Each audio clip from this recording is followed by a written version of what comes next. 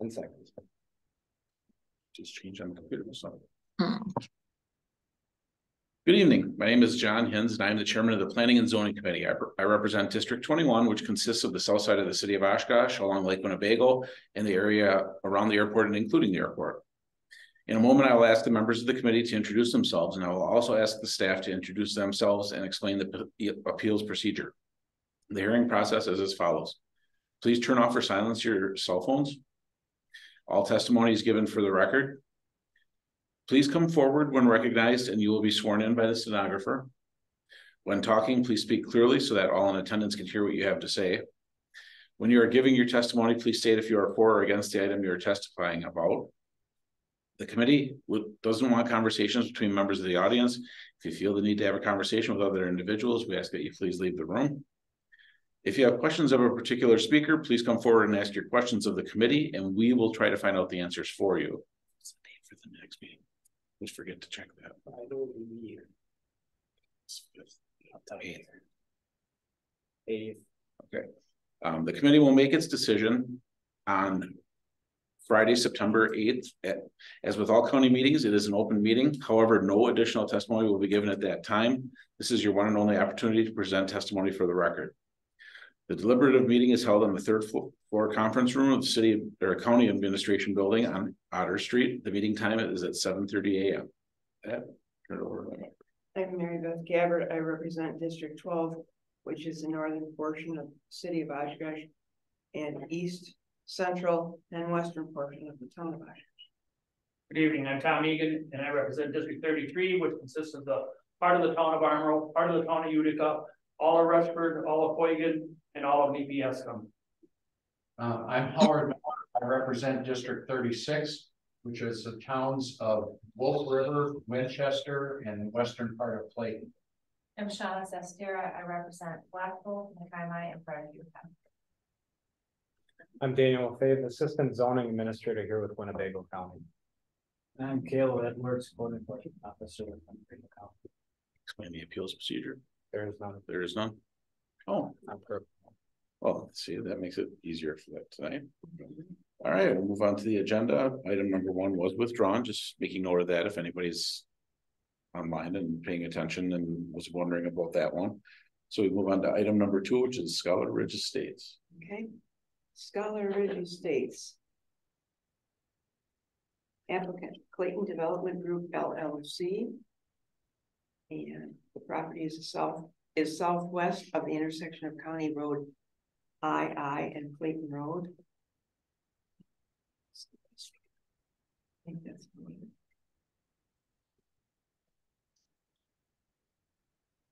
Okay. I see that we have the applicant here. Did you want to speak to this item at all, or? Yes, I can put up a board and kind of talk through the development if that helps you out. Sure. If you would just come up and be sworn in first, please. Sure. You want to raise your right hand? You Yep. solemnly swear that the statements you're about to give will be the truth, the whole truth, and nothing but the truth? Yes, I do. State your name and address. Doug Wells with McMahon Associates. I'm at 1445 McMahon Drive in Neenah, 54956.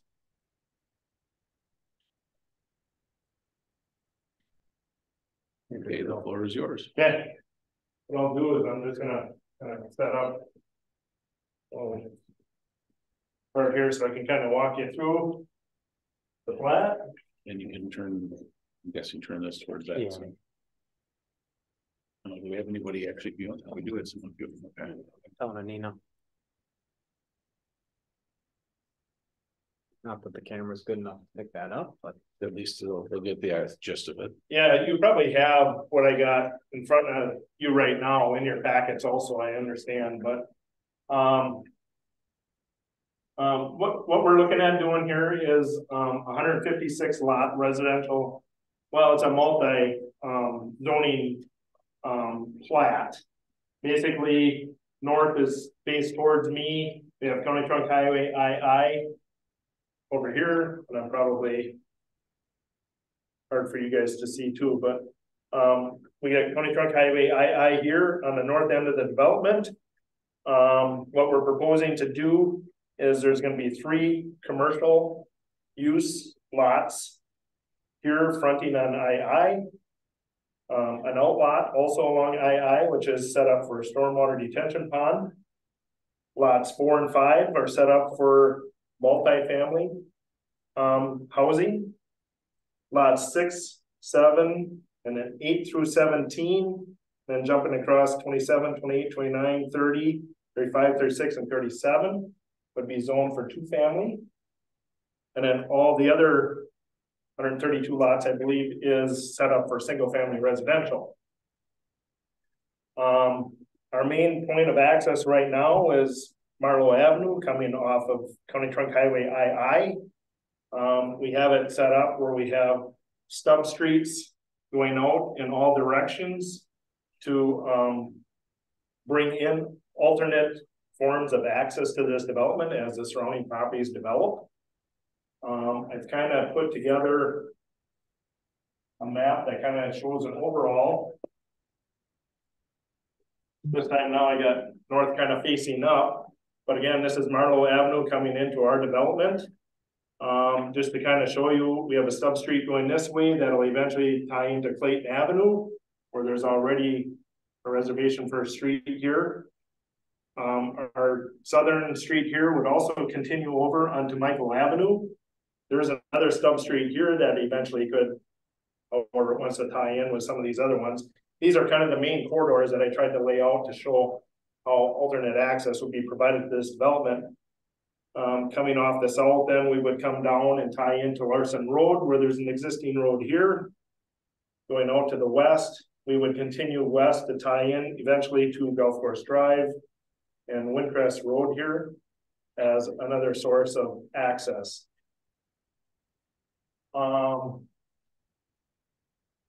Basically, like I had mentioned, there's I can show you on this one here. There's multiple stormwater ponds that are proposed to service this development. We have a pond sitting up here on the north end. There's 2 ponds sitting here, and another pond sitting more to the south. The way this project is laid out is going to be developed into 4 different phases. First phase, starting up on the north end, taking in single family, the 2-family, and the multifamily, coming up to this navigable stream. Basically comes up and around like this and back down. That's pretty much phase 1. Then we'd have a phase 2 in here, a phase 3 here, and phase 4 would be the southernmost part of the development. Each one of these streets that we have stubbed out right now, some of them have temporary turnarounds figured. On Thomas Lane here, we have a temporary turnaround. There's also a temporary turnaround for phase 1 on the south end of St. Norbert's, where we have here. We did these as temporary turnaround easements that would terminate upon future road extensions. We also have a temporary turnaround sitting right now on the south end of St. Norbert's and the other south end of Marlowe Avenue. Now, some of these other sub streets that we have, we looked at the option of what we ended up doing is restricting driveways on these other stub streets here. We have driveway access restrictions. Trying to eliminate having to build temporary turnarounds. What we did is we figured, and we worked this with the town, that if somebody is to build on lots, say lots 82 or 83, their driveway would have to come out to the main street, Marlowe Avenue. Therefore, any snow plowing or anything like that wouldn't have to go down these side streets until some time that they're connected. Then them driveway restrictions would go away.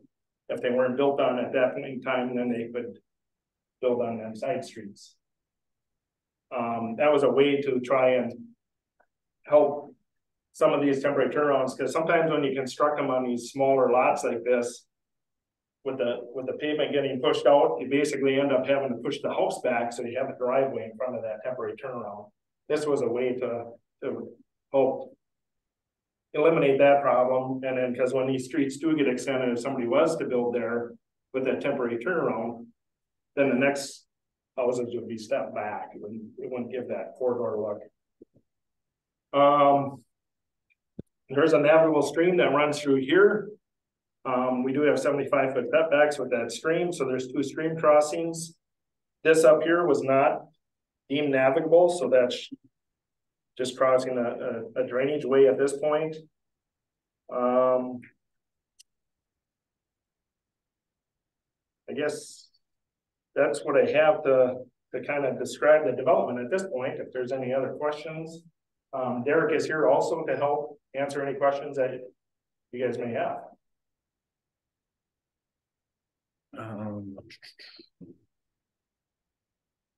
Well, actually, we have to, you said Ellen is, where's she from? Town of Nina. Okay. I don't know if he's here to speak, but. Yeah, okay. Well, I have to ask if anybody's here to speak first, so I don't know if Ellen had anything she wanted to talk or ask. Well, This is Ellen from the town of Nina. I'm just here to listen. I have no comments. Okay, Thank you. okay, well then now I can come back to the Betty. Does anybody have any questions? I do, of course I do. Go ahead. I'll ask you first, and then Sure. maybe Daniel will have to. So this navigable stream, I know the backdrop of that, but Whoa. Confused state of tumult, plus hilarious Harvard magazine.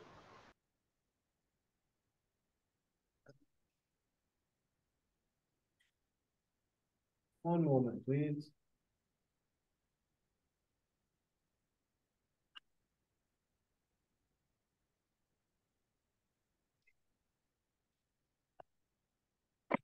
Okay.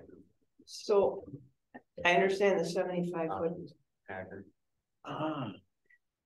backdrop distance, whatever. Okay.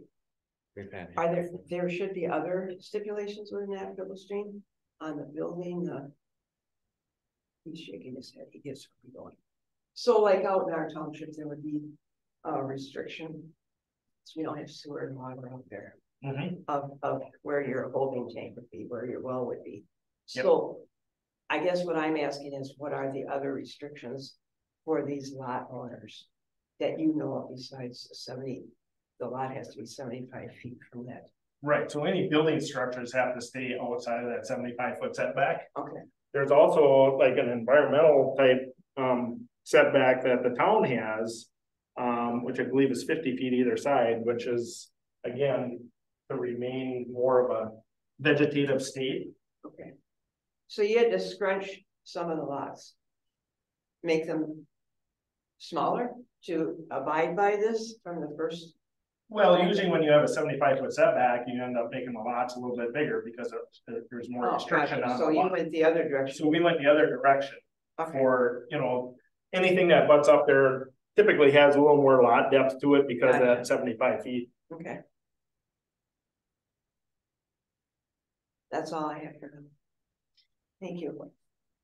Is this a sewer development? Yes, it is. Okay. Yep.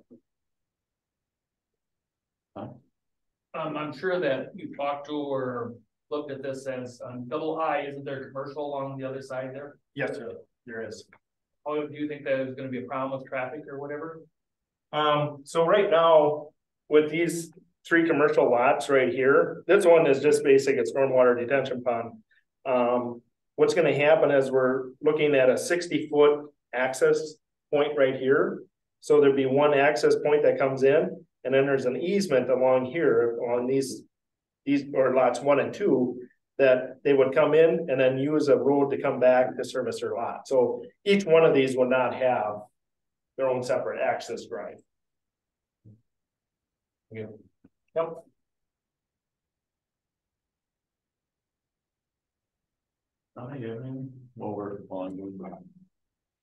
This is probably I have a question. Go ahead. Maybe more of a question for Daniel. So, with the navigable waterway, did the water management, like a water management specialist from DNR come out, physically see the property? I mean, how do they determine that? So I'm not really sure how they did that. Maybe the owners would be able to better explain that. What I know is that they did look at it, whether they did an infield visit, I believe so. There were pictures submitted. And they gave us that information. This was originally not deemed navigable from quite a while, the 1980s. And then the DNR came back out when they started their project, or started the plans for their project, and deemed it navigable. So that doesn't always or normally happen. So I have no idea what they use to establish that or how they went about that. So maybe the owners or agent could fill you in. Yeah, the DNR did come out and do an official site visit and deemed it navigable.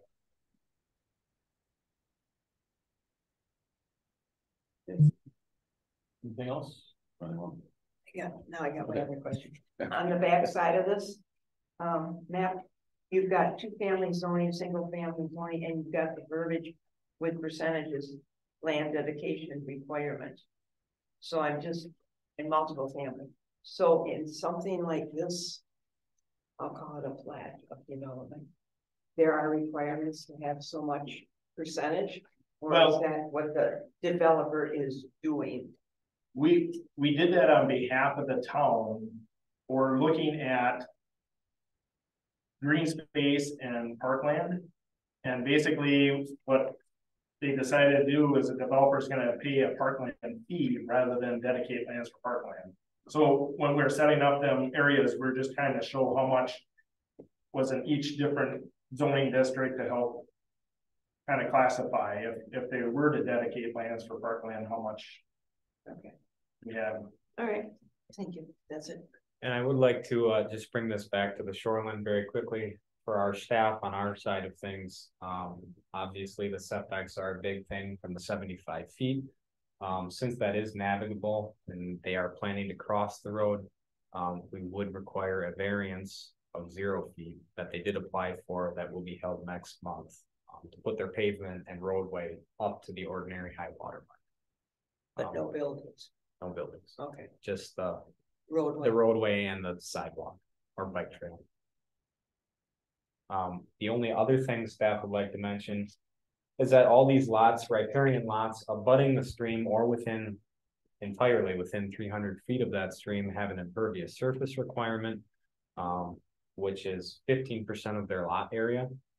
Just call to mind that these lots here are, say, 13 to 20 to 30,000 square feet. So that's about 2,000 to 4,000 square feet of impervious surface they'd be required or allowed. Allowed. Yeah. Okay. If they'd like to exceed that amount, they'd be able to do some type of mitigation like a rain garden or treated impervious surface. So that is available. I just like to state that for the record. And that's it. I do have correspondence whenever you guys are done with your. Yep.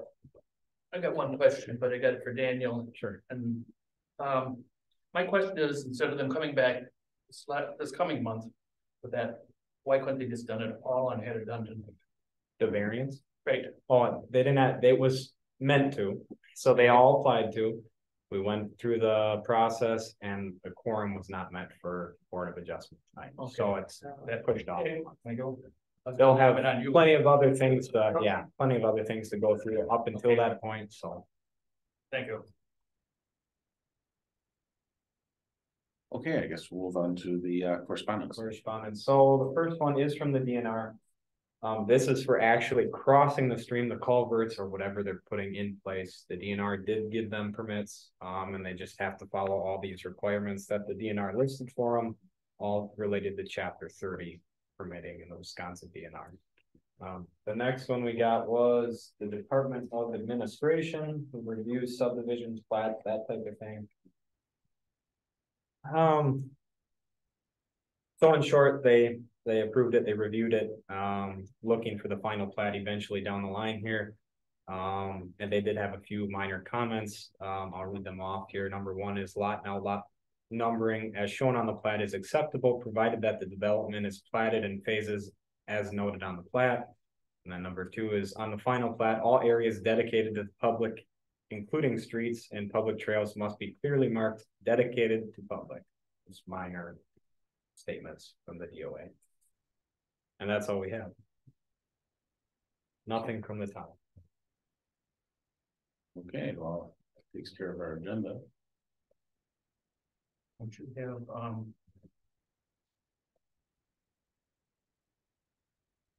what's it going on there yet? Did I get pulled through someplace along the line? Well, I guess this is the student. Okay, I thought Whitmer had been on here tonight. But I was wondering why. We don't, you don't, Yeah, so we just, I know, I was the same way. So Daniel, on Yes. that, what's your item? That doesn't have to be a public hearing on the special exception that would be done. No, those go right to delivery. Yep. Looking for a motion. so Second. All those in favor, signify by saying aye. Aye. Any opposed? Meeting adjourned. Thank you. Thank you. Thank you. Thank you. Thank you, guys. Yep. Nice to get.